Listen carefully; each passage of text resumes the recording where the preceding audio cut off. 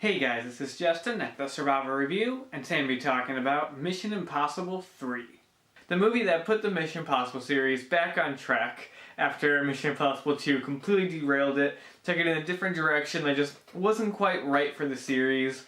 This one brings it back, makes it a spy thriller again, as opposed to just an overblown action movie, but still infuses those big action set pieces like Mission Impossible 2 did to kind of do like a good middle ground and make for a very entertaining summer blockbuster that really set the stage for what's to come in the franchise with the later sequels. This movie is directed by J.J. Abrams, and his style definitely shows through in the movie. It really feels different from the first two, which is what the Mission Impossible series does to set each movie apart with each different director. This one feels completely different from the second one, and for the most part I think he did a good job. Some of his direction is part of some of my issues with the movie. I don't think this movie is perfect by any means. I think there's a fair amount of flaws in it.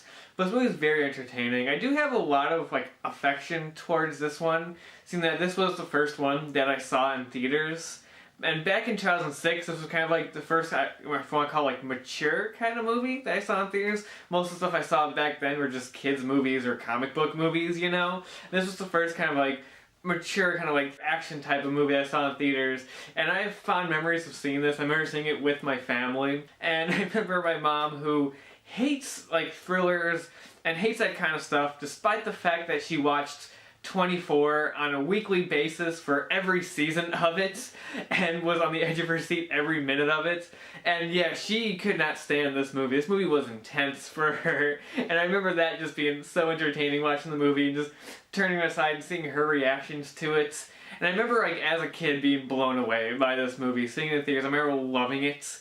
So I do like this one a lot, even though I don't think it's the best one of the series. So this movie follows Ethan Hunt after he's kind of retired from field work, and he's now just basically a teacher. He's kind of teaching some agents and stuff. And he's settling down. He's about to get married, actually. And everything seems to be going good for him until he gets the call to go on a mission to save one of his former students, who has been tracking down this arms dealer named Owen Davian and has been captured. So he has to put together a team. He has, of course, Luther is back. Then we get Maggie Q and Jonathan Rhys-Meyers as his other team members, and they have to break in and save her. And they do, but in the process, spoiler, she ends up dying.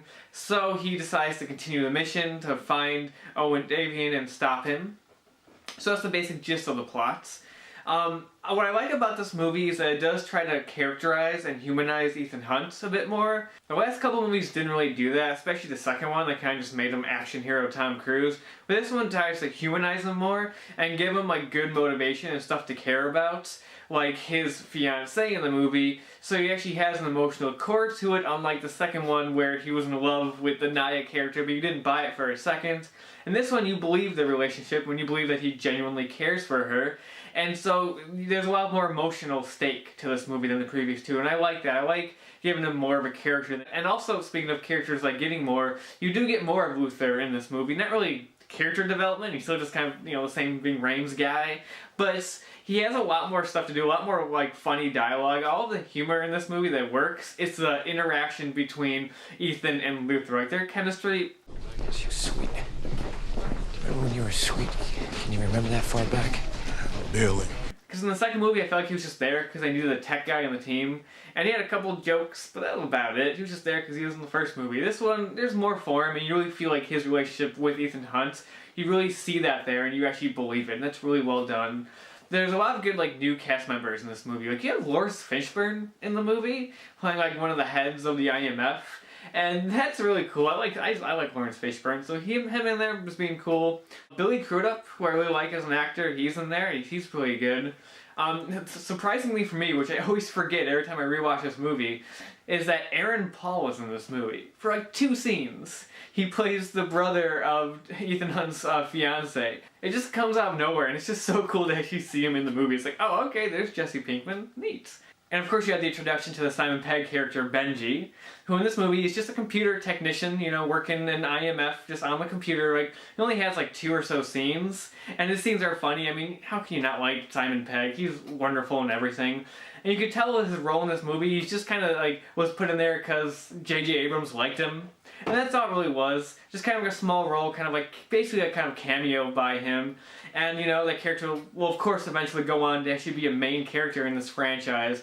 And it's always, like, fun looking back on this movie and seeing, like, his small minor role in here and how big of a part he is in the later films. Speaking of cast, you can't go without talking about the best part of this movie, like, overall, which is Philip Seymour Hoffman as Owen Davian, who is still hands down the best villain in all of the Mission Impossible movies, the best villain in the entire franchise, and just one of the most intimidating movie villains out there.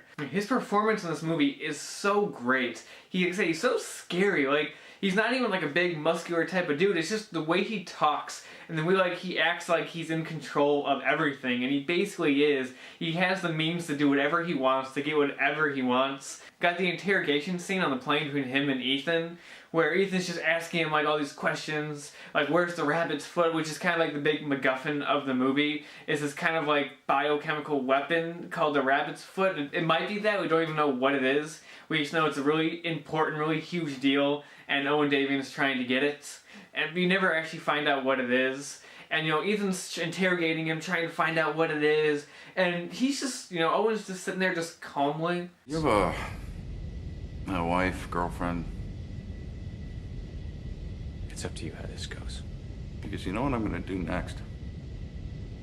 I'm gonna find her.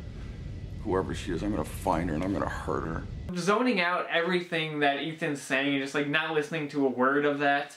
Just saying like, this is what I'm gonna do and I'm gonna hurt you. And you're like, oh God, it's like, it's so good. And I love the middle half of this movie when they're on their mission and they're trying to kidnap Owen. And it's like, it feels so much in line with Mission Impossible, especially, you know, after watching that second movie when there's nothing Mission Impossible in that. It's so good to get this sequence of them doing Mission Impossible type things. And I love the use of masks in this movie, because like, the masks in the first two movies are always kind of like cheap, like getaways type of things, like, especially in the second one. I forgot to mention that in my review of the second one, where they just overuse the masks so much that it's ridiculous.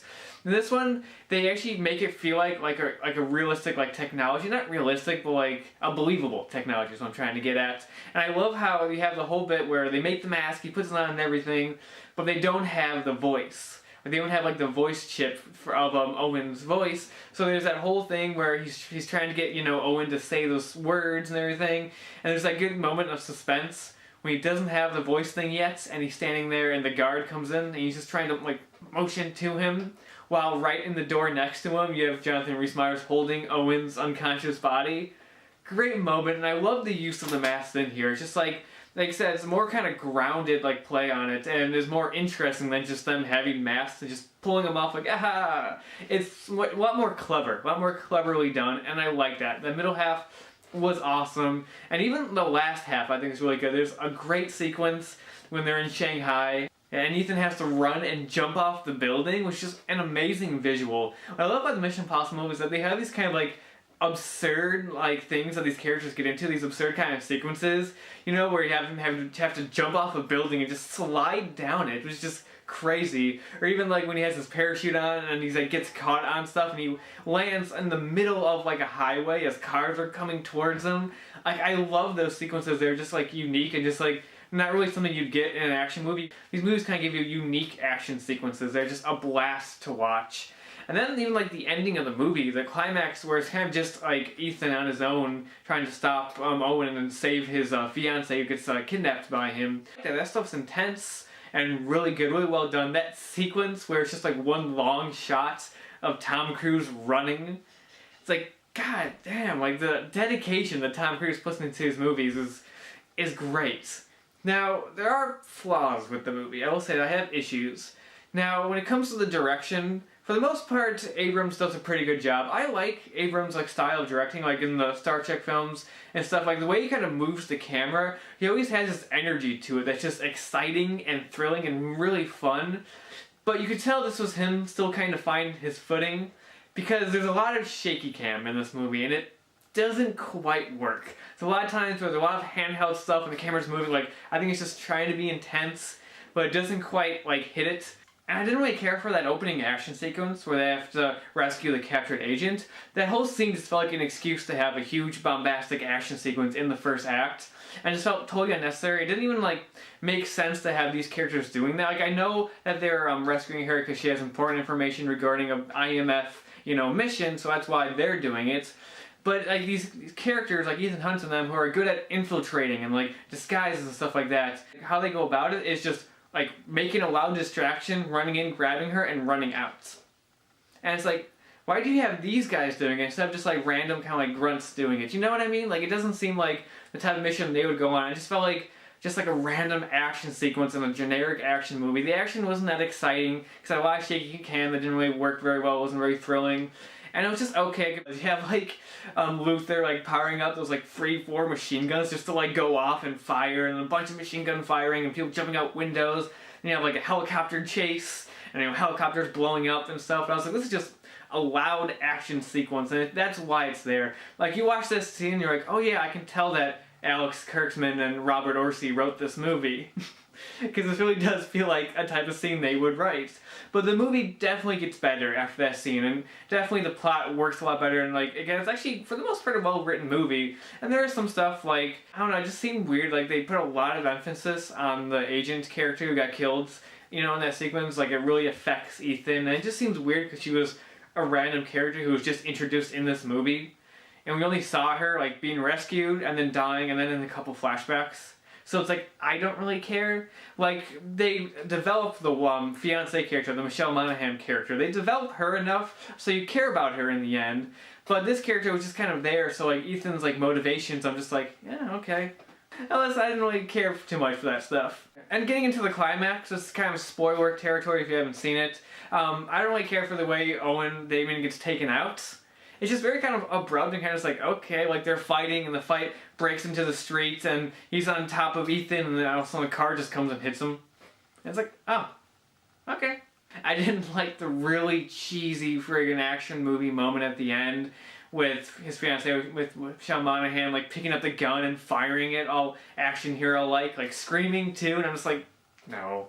No, there's a couple moments like in this movie that are kind of like very just action-y and kind of like generic action-y stuff, like some lines that try to be kind of quirky dialogue, but it's kind of not. But for the most part, this is just a very entertaining movie. Really good, like I said, spy thriller mixed with some really crazy action sequences, some memorable moments, an amazing villain. So the best villain in the entire series, and probably like one of the most memorable action movie villains in general. Like, Philip Seymour Hoffman just kills it. You have that great action scene where they break him free, and it's on that like freeway. That action sequence is awesome, and an amazing sequence. A lot of great shots in there, like the one that was in every trailer with the missile hitting the car behind Ethan and the force pushing him against the other car. Like that shot was everywhere before that movie came out. That's a great moment. That's a great scene. Just, yeah, very entertaining movie that just put the series back on track after the misfire of MI2. And like I said, definitely sets the stage for what's to come, because the later movies will take this formula and just improve upon it and make it even better. So that's all I have to say about Mission Impossible 3, and that's about it for now. And until next time, I'll talk to you guys later.